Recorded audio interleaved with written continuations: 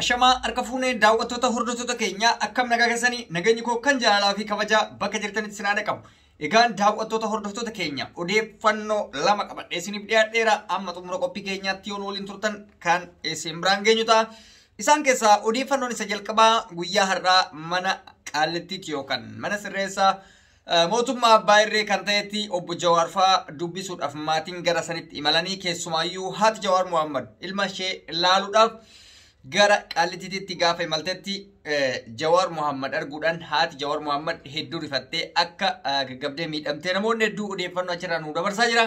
Isa qofa miti odeeffannoon lammataa artistii fi hangafni artistoota kabajamaan Dr. Alii Birraan guyyaa har'aa eebba kitaaba beekamtii isaa yookaan kitaaba waa'ee isaa dubbatu kan namoota adda addaatii fi aadaa fi turizimii Oromiyaatiin barraa'e bifa bareedaa ta'een bifa agartee kabajaa artistii maluu tokkoof godhamee fi kabajamaa jira.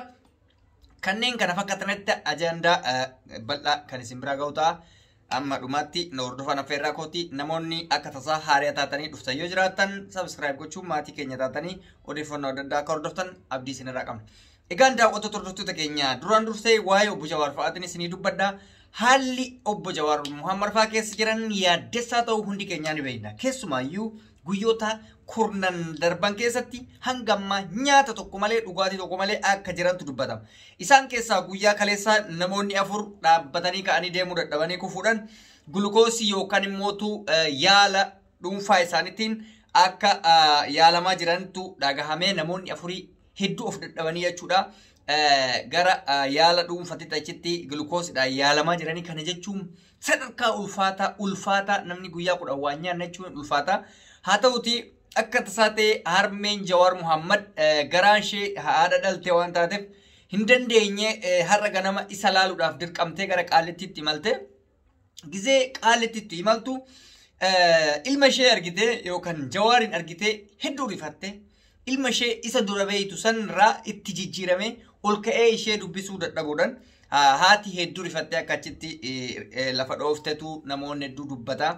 Harmeen isaa baay'ee tokko rifatanii jiranii gara mana yaalaa jiran jedhanii odeeffannoon gara OMN fi miidiyaalee adda addaatirraan nu ga'e baay'ee garaa nama nyaata dhugaa rabbiitti harmee deesse miti nuti isaaniif jecha hangi nu cinqamaa jirru I don't know an akka dhuunfaa kiyyaatti maal akka ta'e inumaa abjuun fakkaataa jira wanti ta'amaa jiru kun jechuudha. Ilmi namaa garaadhaan guyyaa ganaa of adabu jechuun dhuma abdii kutannaati jechuudha. Kuni ilmaan Oromoo silaa akkanatti kan laallu hin ta'u tureeyyuu garuu namni keenya moomaa gochuu hin dandeenye ammas ittuma callisee ilaalaa jira. Oromoon taajjabbii ta'a kun hunduu jechuudha.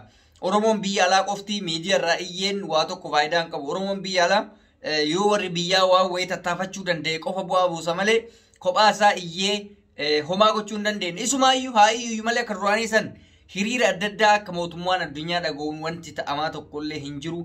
Kanarratti Oromoon dadammaqee irra deebi'ee akkuma duraan hiriirri ba'amaa ture sanitti lubbuun Oromoo lubbuu Oromoodhaa keessumaayyuu lubbuun gootota keenyaa qaalidha. Har'a isaan osoo lubboodhaan jiru yoo hin boonneef bor maal godha du'aa isaaniitiif bo'uun yaa Jawaar kiyyaa yaa Baqqalaa kiyyaa yaa Ebaluu kiyya jechuun faayidaan qabu. Har'a garuu gaafa isaan lubbuudhaan jiran kana yaa Jawaar kiyyaa Baqqalaa kiyya osoo jenne waan biraa gochuu hin dandeenyu silaayyuu warruu biyyaa san kaka'umsa toruu qabu.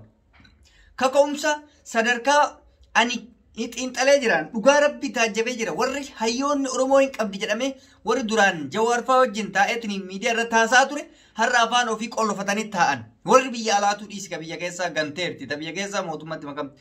Maqaadhaaf ammas hayyoota Oromooti miidiyaa irra taa'anii garuu waa'ee isaanii kana namni qaqqabee dubbatu tokkos hin argine. Eeganiin isaan dadhabe taajjabee jira. Namni gaafa ol bira jiruu fi gaafa hiriyyummaa qofa agartee hiriyyummaa wal cinaa san qofa faayidaa tokko hin qabu. Har'a garuu isaan akkasitti dararaa uummata Oromootiif uummata isaaniitiif dararamaa jiran isaan afaan ofii walitti qollofatanii taa'uu caalaa wanti nama gaddisiisu tokko hin jiru. Oromoo irraa salphadhe bara baranaa wallaahi dhugaa rabbiitti. Ani maal akka jedhee akka tasaa odoo rabbi karaa nagayaatiin guyyaa muraasa kana keessatti isaan gadi baase Oromoon maal jara kanatti himatu jedhan. Akka nama waa godhee fi haaraatti deemanii simatu jedhanii.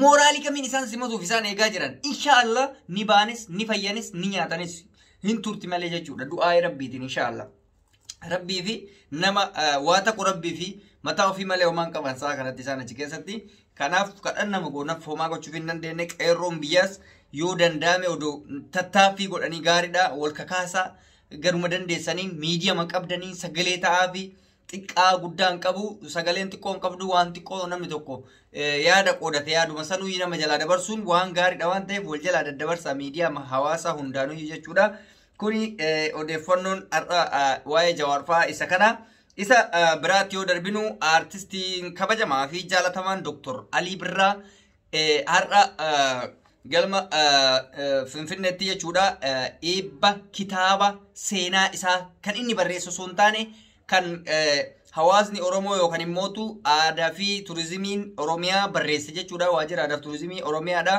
kitaaba beekamtii isaa jechuudha waa'ee inni Oromoo keessatti dabarsaa ture seenaa jabduu nama aartistii Alii Birraa jechuun nama Oromoo keessa aartistii isa jalqabaati jechuunis hin danda'ama akkasumas immoo qabsaa gameessallee qabsoo tana keessatti waan hedduu ta'ee ture sadarkaa biyyaa fi biyya alaattis daanga baqateetiin sirba Oromoo kana adda kutuu dhiisutti beekamaadha fakkeenya aartistoota hundaatti namoonni isan jaalanne hin jiru dandeettiin isaa hanga har'aa tanaatti aartii Oromoo keessatti nama waan hedduu qabudha jechuudha mootummaa dhufaa darbatti dantaa mootummoota osoo hin goone dantaa afaan Oromoo keessumaayyuu aadaa Oromoo fi afaan Oromoo guddisuu irratti nama shoora olaanaa taphateedha. Fakkeenyaaf fudhannu barnoota yoo gaafa barataa ture san barnoota afaan muuziqaa isa jedhamu san gaafa baranne irratti walaloon hedduu sirboota isaatirraa kan fudhatamee barraa'edha. Fakkeenyaaf shururuu yaa burtukaanii hoo isa jedhu san fa'aa walaloon suni kan isaati sirbis kan isaati achi keessaa fudhatamaa ture.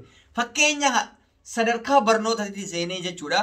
Kabajaan guddaan kana olii isaaf mala yaa'u kabaja doktorummaa kennanii fi ammas immootu kitaaba seenaa isaa osoo inni lubbuudhaan jiru barreeffamee fi eebba ajaa'ibaatiin sadarkaa mootummaa naannoo Oromiyaatti eebbisiifamee jira. Namoonni hedduus achitti argamanii namoonni bebbeekamtii silaa har'a hayyoonni kennallee achitti argamanii baay'ee gammanna ture. Haa ta'uti carraan nama hundaatu garagara waan ta'eef isaan achirratti argamuu hin dandeenye ofiifuu dararaa keessa jiran akkuma isiniif himne. Kanaaf artist Alii Birraa rabbi umrii kee ammas haa dheeressu wanta Oromoof goote guddaadha. Artist Alii Birraa jechuun nama ilma hin qabnedha. Nama ilma hin qabnedha. Akkasumatti abdii kutannaa tokko malee Oromoon ilma kiyya jedhee waa yaaduuf Oromoon anaaf ilma kooti hunduu ilmi ani qabu Oromoodha jedhee hanga ammaatti tola ooltummaa uummata Oromootiif oolaa jira jechuudha. Aartii guddisuu irratti gargaarsa namoota aartistootatillee fakkeenya nama hedduutillee dhammootu. Amma sirboonni isaa tokko lama miti sirba qabsoo sirba agartee keessumaayyuu sirbisaa waa'ee aadaa Oromoo fi afaan Oromoo kanarratti haalan sirna gadaa kanarratti haalan ilaallata fakkeenyaaf afaan Oromoodha kan jeesuun agartee karamman abbaa gadaa eessa isa jedhu sun illee keessatti karamman abbaa gadaa eessa dhaqeen galmasa namoonni duraan waan akkanaa sirbuun ulfaata bara reediyoon afaan cabsa jedhan san inni akka reediyoon afaan hin cabsinetti sirbaa ture jechuudha akka hin cabsine waan beekuufi kanaaf kabajaa gootaniif galatooma isiniin jenna waajjira aadaa fi turizimii namoonni Oromoon hedduullee mootuu kabajaa guddaa isaaf qabdu waan ta'eef samoonni Dubaayii ni deemisan namoonni baay'een cinqamanii fi isa yaalaa turanii ammallee rabbi umrii si haa dheeressu jennaa egaa daawwattoota hordoftoota keenya odeeffannoon har'a isiniif qabanne isa kana fakkaata odeeffannoo biraa hanga argannee walitti deebinutti turtiin har'aaf qabnu kana fakkaata namni yuutuubii kenna faariyaa taatanii dhufta yoo jiraattan sabskiraayib gochuun maatii keenya ta'a yaada keessan koomentii gochuudhaan laayik gochuu hin irraanfatinaa nagaa irra naa tura fayyadaa